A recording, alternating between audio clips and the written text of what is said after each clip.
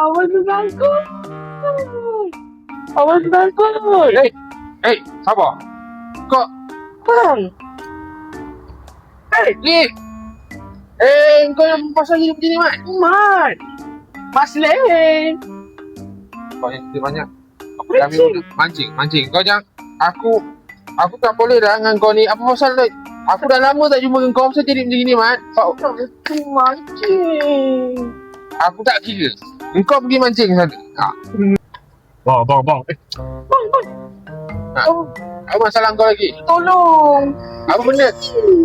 Ini anak ikan palsu. Cocok je lah. Oh. Dah tak hidup pun.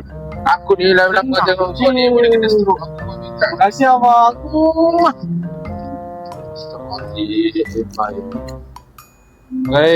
Ingat Tuhan, Man. Ingat Tuhan.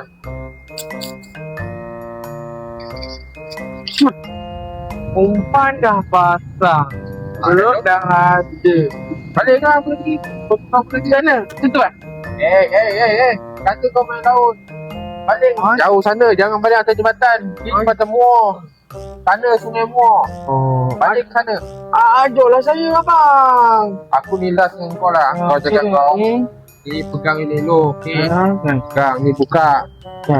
Buka. Satu balik. Sabar. Dia bilang dulu. Tengok.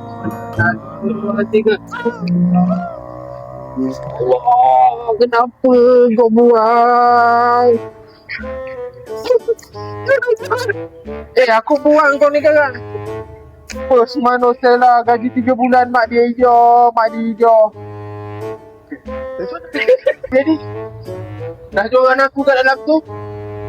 Kata pandai mancing. Kalau dah jadi macam tu apa nak jadi? Siapa nak kemas tu? Joran dalam tu. Bukan kau ni lah. Geramnya. Aku kemas kau ni sendiri. Yang kau ambil barang tu. Aku tak tahu macam mana. Kau nak selam ke apa, dasar kau. Kau ni. Geramnya. Wang, mana? Balik. Ikut.